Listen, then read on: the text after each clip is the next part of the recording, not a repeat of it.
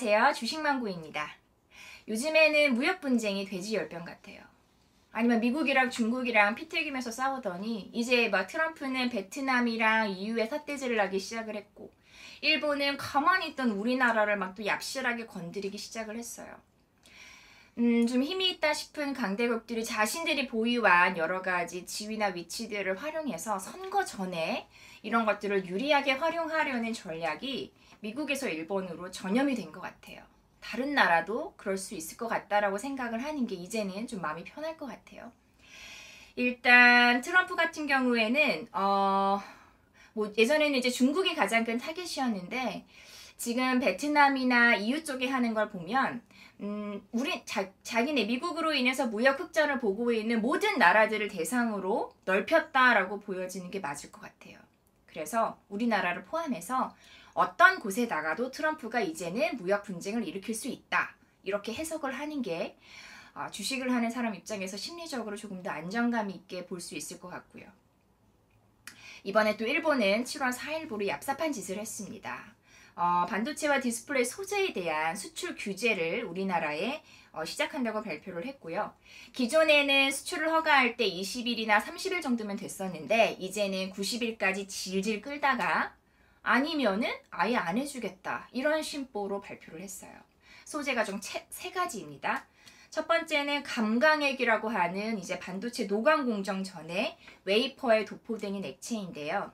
일단 지금 현재는 다 별로 영향이 없는 것 같아요, 살펴보니. 그런데 이게 지금 삼성에서 최근에 시스템 반도체 노력을 하면서 EUV 공정에서 7나노를 개발할 때는 이 부분이 사용이 된다고 하더라고요.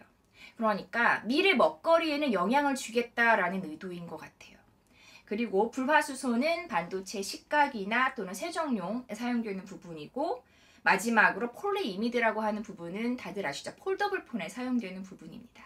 그러니까 공통적으로 보면 지금 당장 메모리든 비메모리든 끼치는 영향은 제한적인데, 뭔가 7나노 개발과 같은 우리가 미래 기술, 그러니까 1년이나 2년 정도에 사용될 수 있는 공정에는 좀 영향을 미치는 그런 제품에 대해서 수출 제한은 건 것 같아요. 그러니까 나름 노렸구나, 얘네가 머리를 많이 썼구나, 계산을 많이 했구나, 이런 생각을 좀 하게 되더라고요.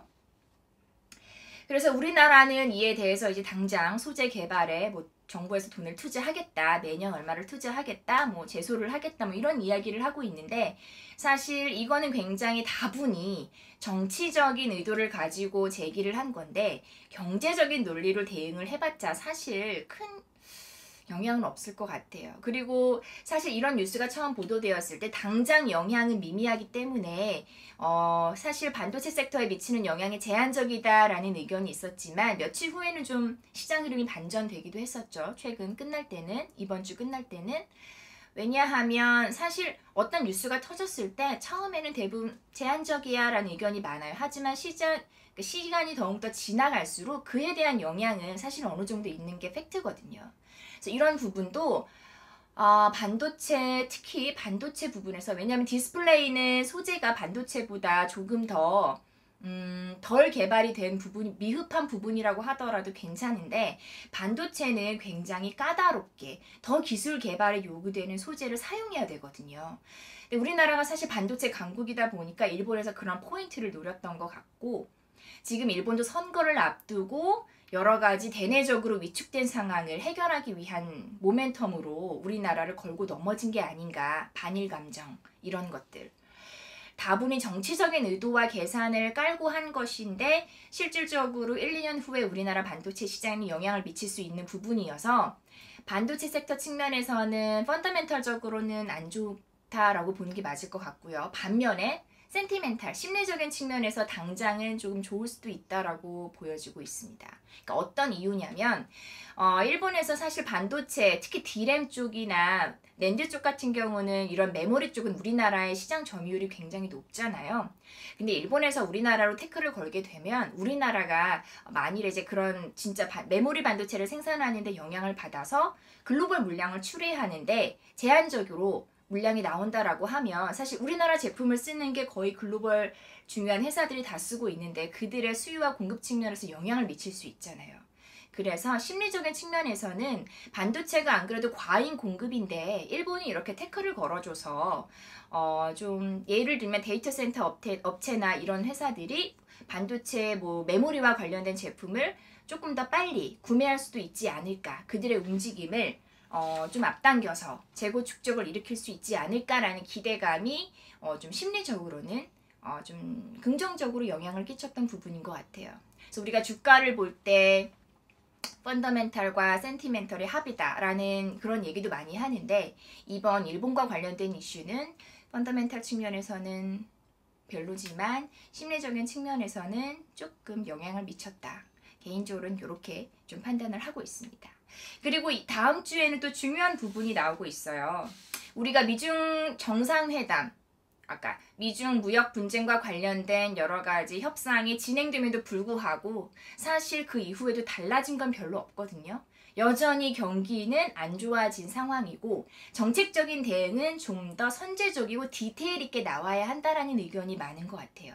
그런 거를 또 뒷받침해주고 여건을 만드는 게 경제 지표다 보니까 다음 주에 나오는 이야기들도 역시 중요할 것 같은데 주초에는 일단 OECD 5월 경기 선행지수가 나오고요. 선행지수가 바닥을 형성하는 차트가 나와준다면 심리적으로 안정감이 들 것 같아요.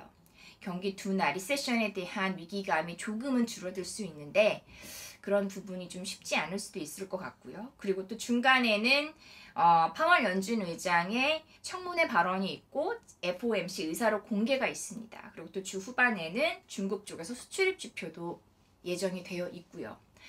그리고 2분기 실적 시즌이 진행이 되고 있고 이런 상황에서 여러 가지 트럼프는 또 다른 나라에 태클을 걸고 있고 일본은 우리나라를 붙잡고 또 흔들기 시작을 했고 글로벌 여건, 내부적인 여건 모두 다 안 좋은 위치에 있는 건 맞는 것 같아요. 여전히 상황은 하나도 변한 게 없다.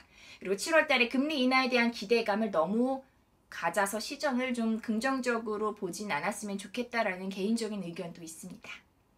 주식망고 다음 주, 이번 주 소식에 대해서 간단하게 한번 살펴봤고요. 다음 주에 또 뵙도록 하겠습니다. 감사합니다.